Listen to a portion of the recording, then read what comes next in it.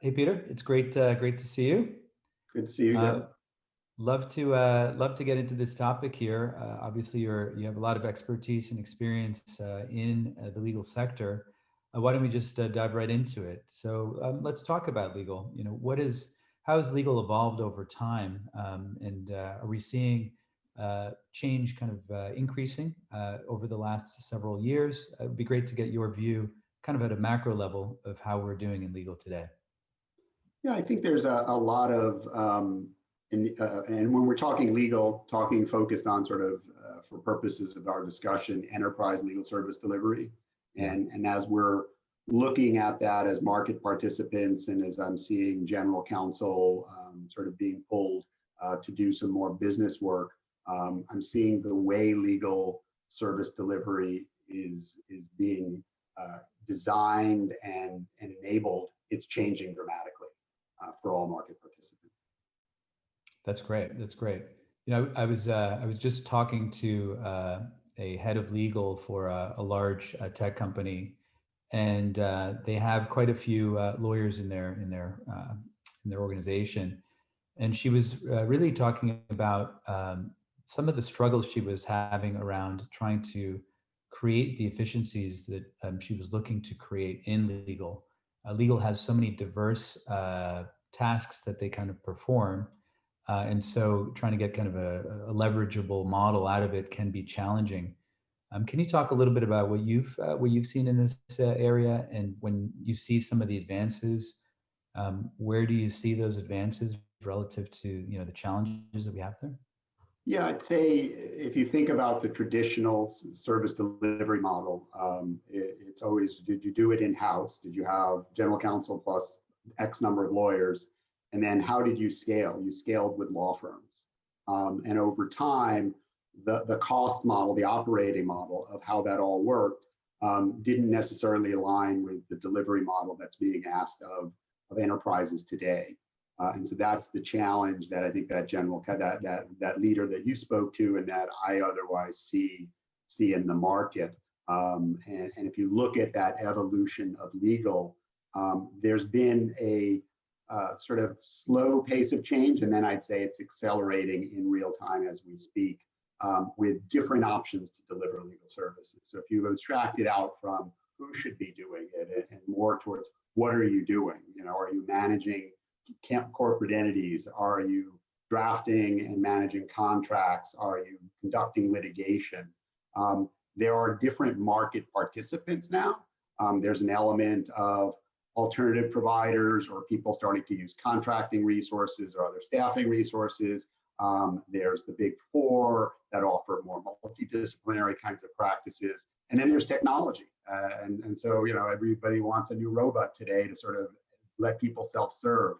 And so I think there's an active dialogue and retransformation of legal service delivery. In fact, where even the lawyers in-house are not looking to sort of scale by looking outside, but they're looking to scale inside by leveraging global business delivery centers, or more importantly, thinking about really what's legal work, what's business work, and are there some things they can enable the business with, whether technology or otherwise, to enable that delivery and ultimate business result that everybody's looking for. Yeah, I think that's great. I'll push you a little bit in the sense that what at least I have seen in the legal sector is, yeah, you can reimagine kind of legal work a bit. You can also provide offshore or cheaper resources to do certain things, change kind of flows around. But that there's a limiting kind of factor there. You can only do so much with labor arbitrage. You can only do so much with re-engineering processes. At some point, technology does need to come into play.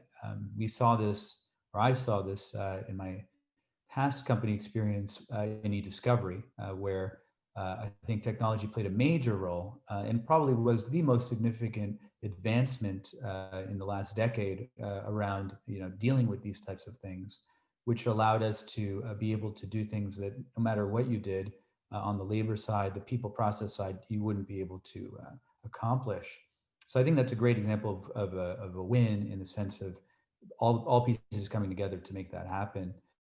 However, in other areas, it doesn't seem like we have really gotten there yet.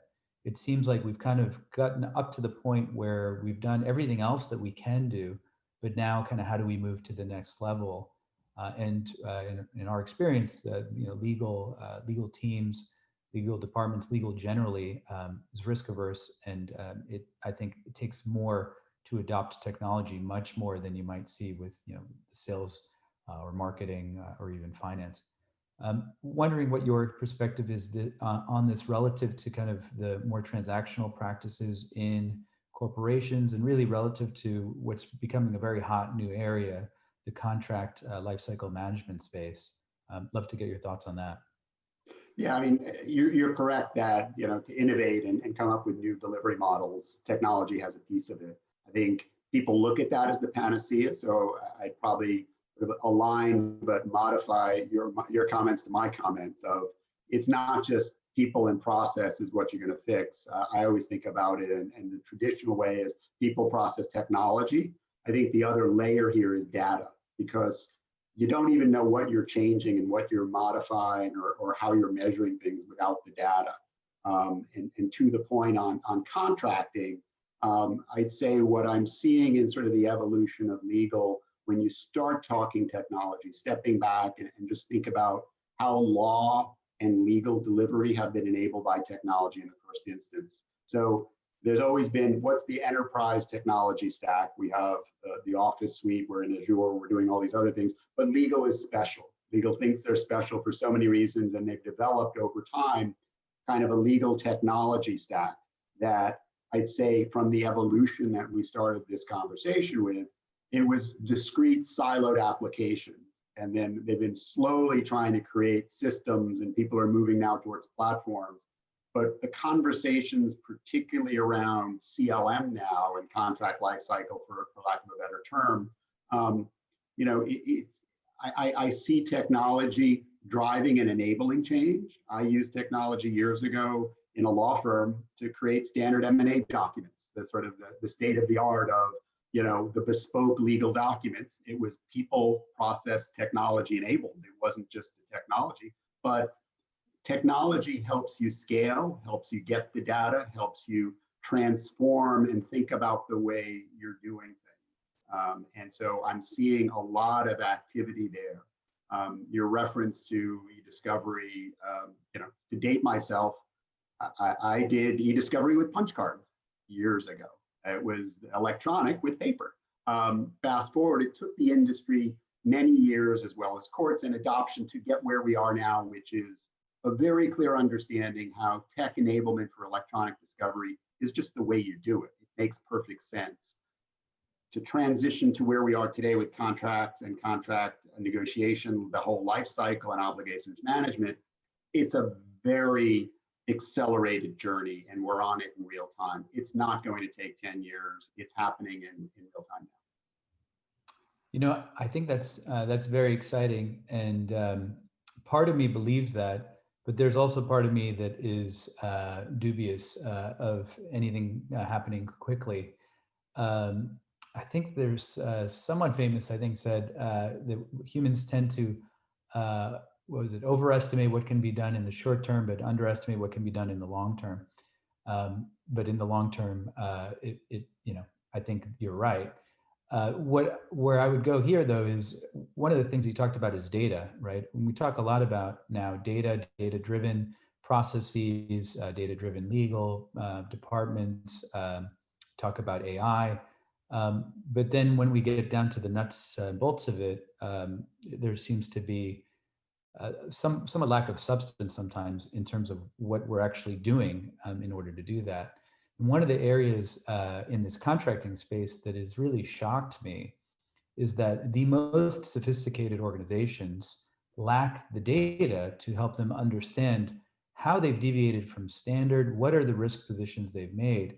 And it kind of harkens back to, again, my past experience where we worked with banks and their credit default swap agreements, and they didn't understand even what risks they were taking, which affected all of us, obviously from an economic possible collapse perspective.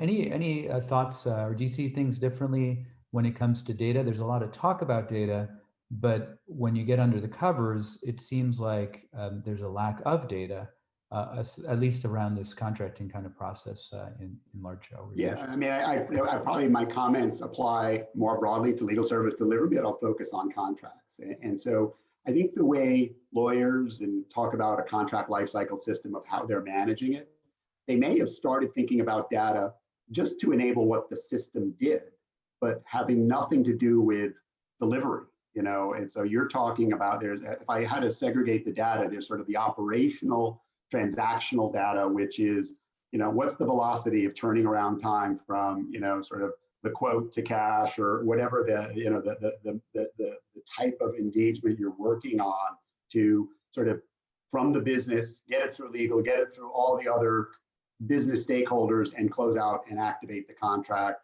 and then sort of manage those obligations over time. That's sort of the operational piece. Very poor data around that. You know, it's in many instances the lawyer or lawyers, whether internal or otherwise distributed, looking in their inbox to see what projects they have. There's no systematic way that they're tracking the flow of contracts. They may have electronic signature and that's what they think is automating the workflow, but it's a very small piece of it. And then the second piece, to your point, is really sort of really helping the lawyer in real time with the analytics of where your deviation from standards. And so how are you systematizing the playbook and the template and embedding it into your process other than having a Word document that you might call up or a copy of the last agreement that you did, that being the good one. And so when we talk about data, we talk about AI, that's a whole other term in and of itself.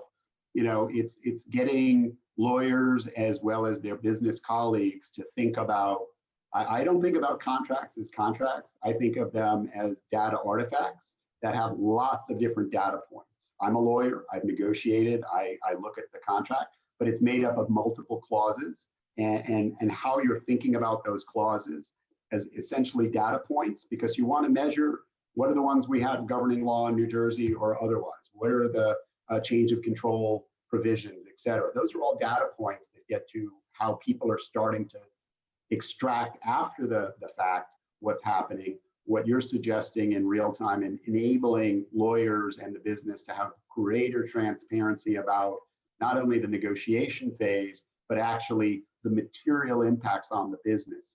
That happens by measuring with data and technology, not in the lawyer's head. I totally agree with you. Data is so important for legal, and we need to start to move more aggressively towards that.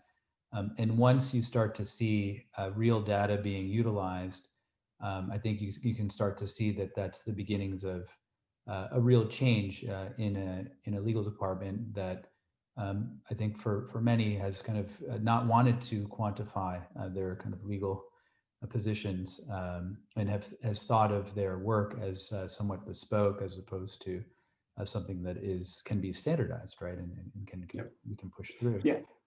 And I'd say as people, as I've seen people think about data, it's there to tell a story. And the bigger question is, and what I see quite often is, you know, people are saying, I have my whole corpus of all my contracts on the shared drive and I want them extracted and, you know, sort of managed in a system. And I need these 30 fields extracted from them. You know, my first question is why? What are you trying to do with the data? There's a goal of just trying to create and capture lots of data and then sort of create lots of reports depending on the color scheme you want to use. It's a report, but is it actionable? And so as people think about data, as we're talking about this, it's really important to think about what are you trying to do with it? Are you trying to sort of optimize and understand where the business is spending an inordinate amount of time over its negotiations with little business material impact? If so, it begs the question of, should you change your playbook and your template to just give in or modify your position? And the only way you can do that really is with data. You need the data to understand where those nuances are and connect the points from one clause in a contract to sort of some business data that you might otherwise have in another system to tell that story. And that's really when we talk about data enablement and how thinking about it is sort of the change. I think legal starts seeing what else is happening in the enterprise and how the enterprise itself and industries are transforming with data, we can all play that out in our own heads in terms of what we're seeing in the marketplace from lots of delivery models. The same can be done in legal and is being done. There are some that are, sort of the observers, and there are some that are pioneers. And where does somebody fit on that paradigm really depends on whether they're driving the change from within legal or change is being driven to them by the enterprise. I totally agree with you on that. And I like what you're saying there. Data is important, but understanding what you want out of the data is even more important. And I think that's what you bring when you work with your clients to the table. Really, that thoughtful kind of process of trying to really understand kind of what the end goals are, and then reverse engineer those and surface up assumptions that clients might be making that aren't necessarily holding for and serving their business and challenging those. I think that's great. I think it'd be helpful also for us to talk a little bit higher level. We have also non-lawyers kind of in the audience. Let's talk about AI and legal, AI and lawyers, right? AI being kind of this big bad kind of machine that's going to come and take over all our jobs and also destroy us as a society, right? So we have that background, all of us, I think, in our minds. But let's talk about the reality behind AI and legal. In your experience, what have you found around that, and maybe how should people think about this when it comes to legal? A lot of layers when you talk AI, and the first thing I try and describe it is it's augmented intelligence. That's all it is right now. I mean, yes, I can create robots and I can do that, but ultimately it's a people enablement thing that maybe I'm embedding the learning of the lawyers in some technology, but there are limited use cases where, back to your e-discovery example, though the system processed it, but ultimately the results of the processing came to lawyers, and somebody was facilitating that review. And so I think there's, back to the negative aspect of it, there's this fear that it's just going to replace the lawyers. There's one of my favorite images, and I can paint it for you, but you'll get it in a second. Daniel Susskind and Richard Susskind have talked about the AI fallacy, that we're presuming that the AI-enabled lawyer of the future is going to work the same way lawyers work. So the picture is sort of a robot behind the wheel of a car. That's not an autonomous vehicle. There's not going to be a robot behind that wheel of the car. Similarly, there's not the lawyer or the tech-enabled lawyer and the AI enablement of legal service delivery is not going to be a robot doing the things that lawyers do. It's going to be doing something different. And so the art of thinking about AI and how it has a place in legal service delivery, call it contracting or otherwise, is understanding that, if you look at what a lawyer does or legal service delivery is, break it down into constituent parts.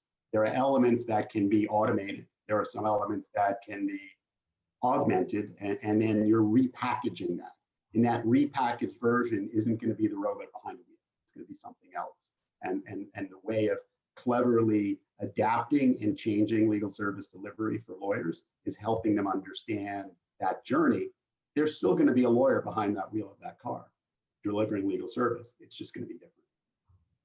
I would agree with that as well. It's often pitted as man versus machine, but in reality, it's man and machine, right? Exactly. It really is about helping a person be able to do a lot more than they could otherwise do. We saw that in the discovery world in legal AI, where one reviewer could review 10 times or even 100 times what they could just on their own. And I think we also will see this and are starting to see this in the contracting world, where there could be a smaller team that is able to deal with a large volume of contract negotiations because they're able to rely on AI to help enable that negotiation. It doesn't mean that they're not still making judgment calls on, first of all, what the AI should be doing, as well as there will be lots of kind of points of human judgment, where human judgment is really needed, and where risk for a large organization matters, right?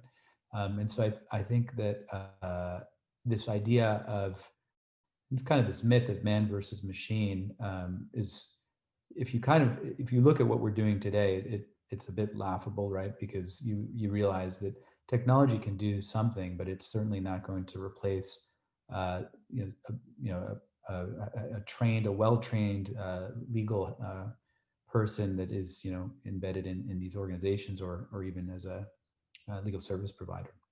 Yeah, and I think the way back to the broader audience here, and it's we're having a conversation.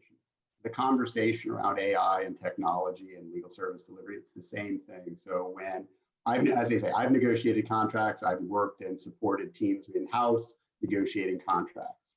And you ask them, how do you do it today? Well, I get the email, I get the document from opposing side, I then look at it, and I redline it myself, comparing to what I know our standard is. Sometimes they may do like a word redline comparisons. I've got a template versus what they sent me, and I'm going to spot issues. But those are never perfect because their paper and our paper may not be the same, but it's their first triage. And you say, well, wouldn't it be helpful if I had an automatic way of sort of creating kind of the tear sheet of the business and legal terms where you've got a comparison of issues in a smarter way than that word redline? Oh yeah, that would be great. That would save me a couple hours a day. Great, I've AI enabled you. So yes, we can do that today, as you well know, and those are the kinds of journeys. So I think that we all need to sort of clear the landscape from, whether it's the vision of that robot behind the wheel, or people reading about robots and say, or chatbots and say, I want one to do what? Well, I don't know, but I know I need one, and it's going to show I'm doing something. Pull them back into their world of what's their day in, day out in contracting spaces. This is what I deal with negotiation. I've got 30 agreements out in the ether. I don't know if it's my turn or the opposing side's turn. I don't know what the last agreement we did with that company or when I negotiated with this person. I don't know if this is an amendment or not. I don't remember. I now get their turn back in 2 weeks later. Oh gosh, where was I? I mean, that's all that operational churn that when the business comes, where are we? There's no transparent view of where it is in the process. There's frustration there. That's all easily tech enabled. And then more importantly for that lawyer, how can I make your life easier? And there are lots of technologies, AI or otherwise, that truly complement that lawyer to just do the work they're being asked to do. Yeah, absolutely. What would you say to people that are trying to figure out how AI impacts them, individually? How should they look at that in terms of their own careers and in terms of their own industries generally?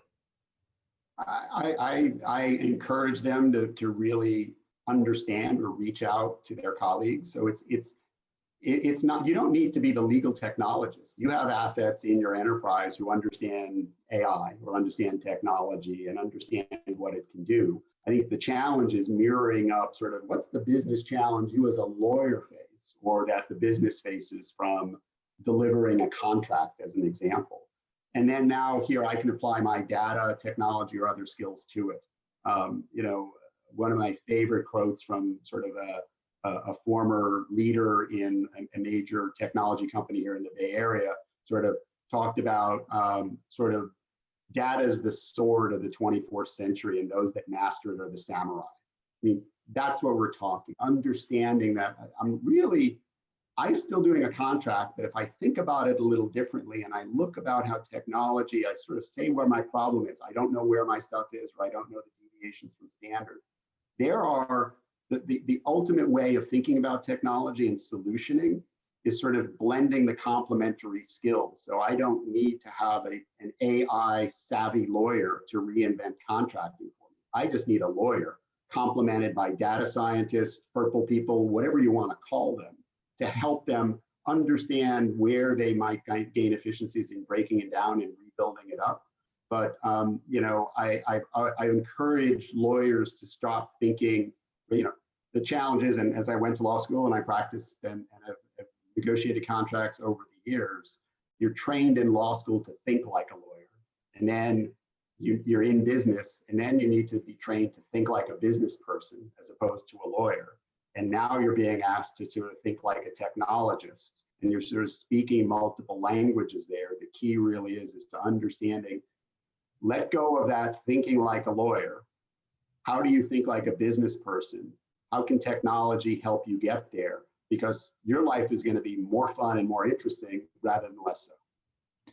I think that's very sage advice. And in my experience, what I've seen as well, lawyers coming out of law school, super zealous, but then will spend an inordinate amount of time on things that may not really help the business move forward in the way that they would want, right? And there's a cost benefit equation to this and all of this. And what you see, or what I see, is that as lawyers mature through their careers, they become more business centric, more business minded, and those that become even more business minded typically are advancing even more so. I would take it a step further on the AI side to say that it's happening, right? So you can't stop that.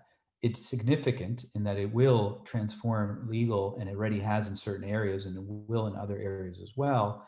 So better get on the train than to get run over by the train, right? Really trying to seek out ways to better understand how you can do your job better, how you can solve better problems for the business, and having a more open mindset for doing that, I think, is even more important these days than it used to be, which is a little difficult sometimes, right? Because again, legal being so risk averse, open mindset is risk and danger, right? And so trying to balance that is difficult, but those people that can, I think, are in a unique position to really help the business move forward while still balancing kind of the risks and helping make sure on the legal side that everything is covered. And there's an element of who's your audience and manage. It's all about change management at the end of the day, and communications. And so I think back as I was over my career in the various roles I've served, starting, and I practiced law the old school way. I would go to the library, before there was the Lexus terminal in the library, when that's where the only one was, or the Westlaw terminal. And I pulled the books, and that was the training and the expectation of really how you learn to practice like a lawyer, shifting from that law student, learn how to think like a lawyer, to actually learning how to practice law. Fast forward in contracting, et cetera, this is the way we do it. And so if you have senior stakeholders who are invested in, and this is the way I know it works, and I don't have the time or the money to invest in transformation project and buying a new technology to do it, we've just got a day job to do, and I need to sort of turn the next 300 contracts this quarter or this month or this week.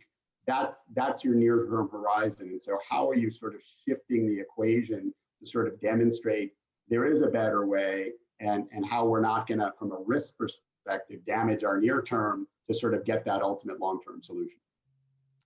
That's interesting, and I think it'd be interesting to dive further into that, right? Let's talk about what are the real hurdles, the practical kind of hurdles that one has to go through in order to really transform this industry, transform contract lifecycle in the entire kind of world, right? Amongst all of these companies, what is it that we need to overcome from your perspective in order to have real true change in this area? I guess what I'd say, as I talk with lots of stakeholders in the industry about transformation and innovation, it's an unwritten thing. I think everybody intuitively knows it, but transformation doesn't come cheap. It costs money. It costs time, whether it's hard dollars or soft dollars, to devote resources to make things happen. And so as you're starting to think about, here's my portfolio, back to our conversation earlier, what's different? It's like, well, it used to be in-house versus outside firm, and that's an operating model that has a certain cost structure. Well, you got to fund it somewhere. So if you're remixing your cost structure and sort of people talk about value-based fees or AFAs or otherwise, or trying to negotiate fees there, and I'm not saying this is the only approach, and I'm not suggesting that this is a problem that law firms bring to the market. It's just the dynamics of the model. You need to think about how you're reinventing your service delivery, and where there's it's tough environments, particularly in the current economic environment, how you're going to fund transformation and other activities. And so that's the first piece you need to think about, but I'm presuming we're beyond the do I need to transform. And we talked a little bit earlier about, well, it's working for me, I only got 300 contracts, I don't even have time to think about it. But presuming you've gotten to the piece of we need to do something, it's ultimately going to come down from a business perspective, how you're going to fund it or how you're going to have a conversation with the CFO or other stakeholders to help them understand the journey. But when I think about sort of this tech enablement sort of transformation, think of it like a business person, but think about the value you're going to get, because at the end of the day, you're not looking in next year's budget to say, I need 30 more lawyers. You're going to say, I'm going to be helping the business scale this way, and here's my plan, and here's how I've thought about it. So it's a mixture of practice transformation, change management, and it's not only legal, it's legal in the business, because legal doesn't operate in a silo, they're a part of the whole enterprise. And so you're talking contracting, it's not just lawyers. I talk about, well, who should, if own is the right way, contracts are owned by the enterprise, not by lawyers, not by procurement, not by commercial, they're enterprise assets. So everybody needs to be part of that transformation journey, because legal can say, we've transformed, but if they're not having the conversation with procurement or commercial R&D, name your asset in the enterprise, it's not going to transform anything. Back to that process piece that you didn't think it was going to get anywhere earlier on. It's definitely a requirement, a necessary but not sufficient condition, I think. Right? Yeah, fair enough. You talked about legal not being an island unto themselves, right? Although the legal industry as a whole, sometimes it feels like it's tried to be an island unto itself, right? So how does one kind of break that down and try and really have a better collaboration with the business, be it commercial, procurement, just what models have you seen where legal is really able to reach out and be able to affect change, but also be able to affect kind of collaboration with their colleagues? They're conversations. I mean, so when I think about when I was in-house and sort of the dynamic in today's environment where everybody's working remotely, I learned a lot about the business by letting my colleague in the commercial side go first that morning to get their coffee instead of me. You get it this time, I'll get it next time. And then you have chats to understand what their pressures are. But when you're engaged in a transaction, you're all trying to get to yes very quickly, but you need to devote an equal amount of time to sort of, well, where are you going as a business? I mean, these are conversations that from an in-house perspective, they're already thinking and teaming with the business, on some level, but where there's great collaboration, for example, an effective project that I worked on with my legal team and the commercial team was we started sort of setting up a unified way of thinking about our playbooks and templates. Legal had their own view, and we would manage our template. And then commercial had their own. And then we would then compare and merge them together. It was like, well, that's crazy. But we're all doing the same thing. And actually, when we're talking legal risk or the legal terms, it really plays out on the business side. So, how are we sort of creating a standard way of doing it together and sort of knowing that in 6 months, you're changing your commercial term from a 20-year warranty to an 18 or 15-year warranty. That's material. We need to plan for that and sort of not only turn on the new template, but we need to think about that in terms of how we're negotiating in real time, because we got contracts in flight that you can't flip a switch and change it. So it's having the conversations and internally. I think it becomes more naturally. I think the bigger challenge is you're extending out that delivery model and thinking about internal and external providers. How are they aware and having that engagement with the business or not?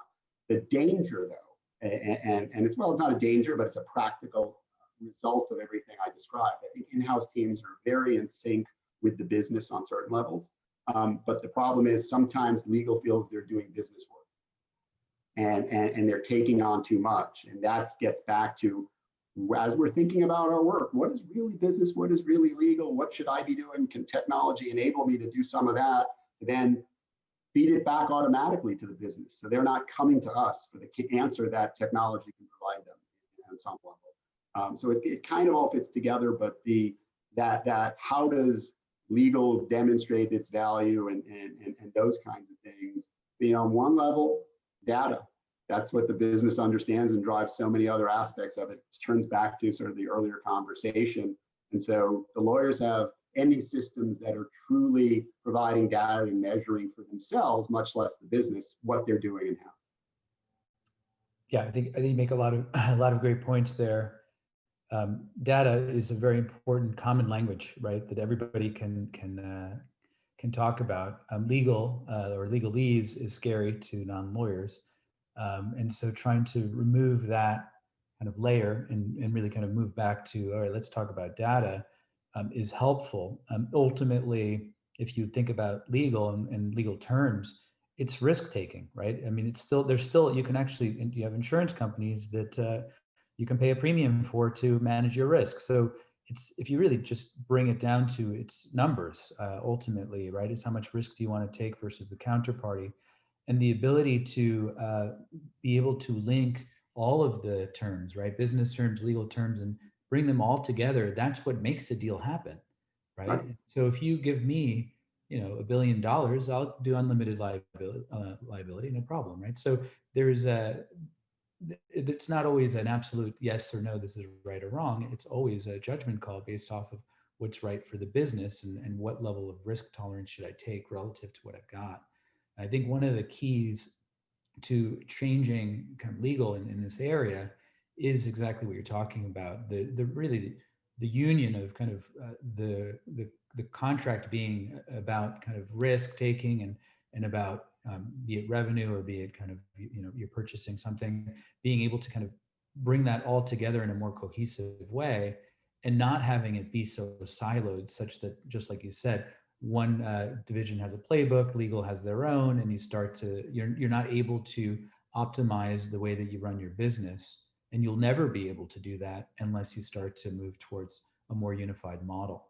And I think that's actually really one of the exciting things that we're seeing, which is we are seeing organizations that know that they want to change, and we are seeing investments in being able to look at the data, start to aggregate the data, and start to prioritize what their business needs are, and have legal then help support those business needs. And I think when you start to see that, and you start to see CROs and GCs, operating together, and heads of procurement kind of all coming together, you see, I think, a lot of great progress. Where they're very siloed, you see there are limits to what each department can do, and thus there are limits to what the enterprise can do in terms of innovating or being able to really optimize how they operate. Yeah, to amplify that or tie it in with some of the earlier conversations, you could think about AI, call it technology, is the common language, and it's a way of sort of helping share in a safe way between legal and business in one crude sense. So I've been in organizations and seen over the years, well, these are the draft contracts, these are our templates, but don't share them with the business. This is for legal because we don't know how they're going to use them. And again, there's that trust factor, and what is legal, what is business, and it hasn't been a playbook with all the alternative clauses. They've just said this is our standard position, but I, as a lawyer, know the nuances of clause 1B where I might tweak it or otherwise. But if I give this to the business, they're just going to go with it, and that might not be the right solution. So you're pulling back. But if you think about technology as simply a rules-based system to some degree, you put it in. This is from a legal perspective, here's the rules. From the business perspective, here's the rules. The system is just going to follow the rules.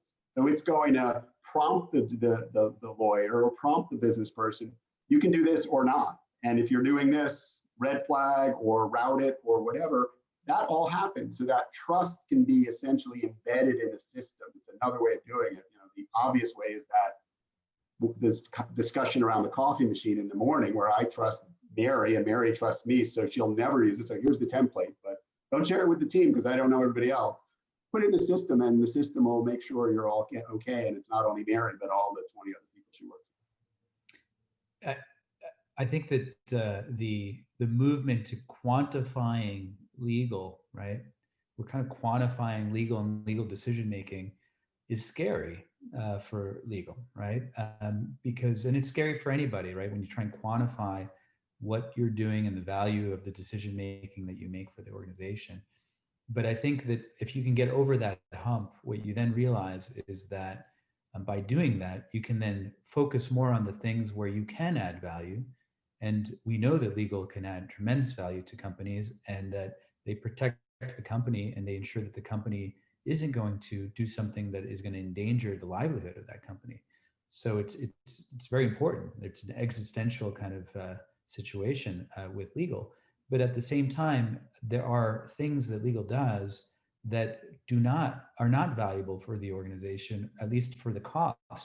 And there needs to be a real understanding of where legal is helpful and where legal is not really driving significant value to the business.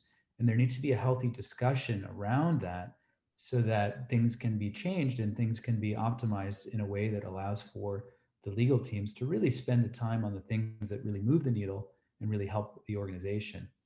I think that's very challenging, especially right now because we don't have too much data around this. Interested in your view on that.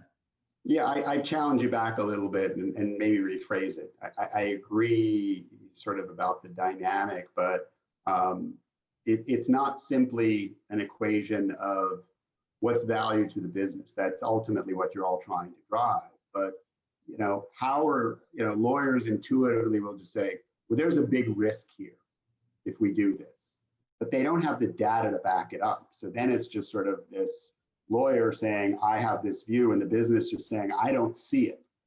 And so if you can sort of translate that and equate, well, it doesn't happen often, but when it happens, it's bet the company. Or, we just got a lawsuit last year for $100 million.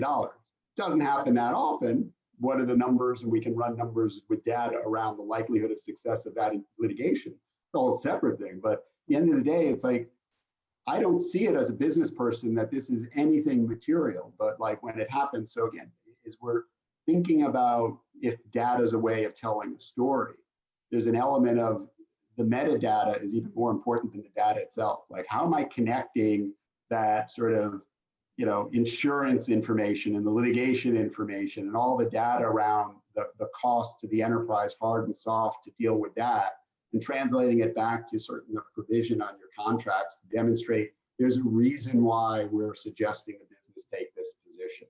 And those are the conversations of legal business getting to the right enterprise result. But the challenge is, as you say, from a business level, day to day, you may say, I just don't see it. Why are we spending weeks on this indemnification clause?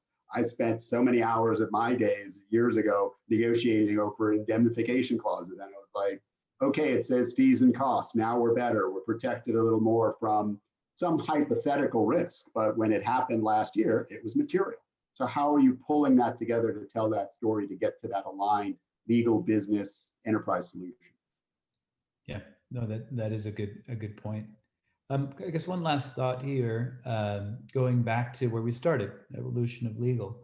I fast forward through all of this, right? Let's say we employing all of this AI, we're more data driven. What do you see as the world? What does the world look like? 10 years from now, when we've done a lot of this work and we've started to really change the way that legal operates. What do you think is some of the most significant outcomes that will come? I think legal and the business, and when I say legal, I'll say not only in-house, but the legal ecosystem, all the players, will have a better understanding of the cost of legal service delivery. I think it's fair to say everybody postures around alternative fees and fixed fees, et cetera, but there really isn't a true understanding of what it takes and you can name your type of service. And so I think what I'm seeing happening now, the fruits of the labor and those who are those pioneers or engaging slowly in these journeys, they don't have the data now, but if they're starting to tech data digitally transform now, they'll have that data 1 year, 3 years, 5 years, whatever it takes to solve whatever business problem. And that's going to help better quantify the cost of it. And then for the lawyers in parallel, their life is going to be easier. I've got to spend 2 hours just to redline to know what I even have to think about as a lawyer. You want to be the lawyer. You don't want to be the redlining guy or the redlining woman and doing all that work. So I see, I subscribe to the notion of the robots are going to replace us and now I'm going to be out of a job. I see those jobs being much more interesting. I might still be practicing law if I were today and on helping lead one of those journeys as a lawyer myself. I got out of it because of all the churn and all the noise that went into doing everything I needed to do to actually practice law. And so I think that future is helping the enterprise, having greater visibility and telling the story. It's a lot easier to say, I need 10 more lawyers today, or 5 lawyers and 30 paralegals, or whatever the mix is, with data. You can tell the story. This is what it costs to deliver services. And I think that's another gap. It's a challenge within an enterprise because legal, what's the value I'm getting? What does it cost to do X? Well, you don't understand the volume of we're getting. You don't understand the volume and what I need to do to scale at the end of every quarter to actually sort of maintain sort of delivery here. So I'd say, my bigger takeaway is fast forward 5-10 years, lawyers' lives are going to be better, more fun. They'll be able to do more lawyerly stuff. And separately, the ecosystem as well as the enterprise will have a better understanding of the cost of it, which at the end of the day makes everybody's life a lot easier.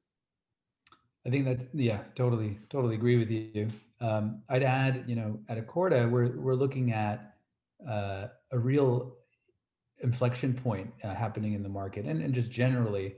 And that is one where there will be a dramatic reduction in friction when it comes to negotiating contracts. And what does that mean? That means it will be much easier for companies to be able to work together and do deals together. And you'll be able to go to the cloud. It'll be transparent. It'll be fair. It'll be fast. And it hopefully will be even fun, right? Where you're actually able to kick off a relationship with a partner, with a vendor, with a customer in a very positive way. Because today, you're doing a sale, you're excited, and then you go to the contract, and then it becomes sad, right? It's friction filled, and you're not in alignment any further. And then you get through that process, and then you kick off your relationship. Imagine one where that process further kind of strengthens the bonds, right? Where there is an understanding of, okay, you're a SaaS company, and these are the data security provisions you should have, and this and this and this. And imagine a process where you then can go even a step further in the way that you're going to track that obligation. That's actually helping you build more trust with the client, as opposed to reducing trust, which unfortunately today there's a reduction in trust when you start to go into the contracting process that you then need to overcome again through that process. So we're very excited about moving into a world where it's fast, it's easy, it's transparent, and everybody starts to move towards more standards that allow for everyone to be on the same page and just allow for us to do business easier and better. And so definitely excited about that. Yeah, and I'd emphasize that notion of that trust and that transparency. I think everybody is going about it on each side, both parties to, sort of the relationship. And even within the enterprise, you're looking at what's market? What are other people doing? And there's still that question about am I doing it right? I'm not quite sure. I'm not sure I don't have visibility into what the market is. And so again, having the systematized approach or a data-centric driven approach helps people say, well, this is market. Why are we fighting over this? The market has already told us. I have, there are people who say, well, look at my contracts and tell me are we at market? It's like, well, start with your last 5,000 contracts. That's market. What you negotiated is where the market is today. Yeah, we can get smarter, and there's a lot of ways, as you well know, with Accorda, you can get there. But I can't emphasize enough that the ultimate result isn't sort of the price of work or a lawyer's time. It's actually getting to do business faster as opposed to negotiating a contract. It's kind of like an employment agreement. I know I got to do it. We got to have the conversation about salary and benefits and bonuses. Let's get through it so I can get to the fun stuff. And what you're saying is, how do you accelerate so businesses can do the fun stuff together? Absolutely. Peter, thank you so much for joining us today. It was a great conversation. Appreciate all of your experience and all of the insights. Thank you. It's been a pleasure, Derek. Take care.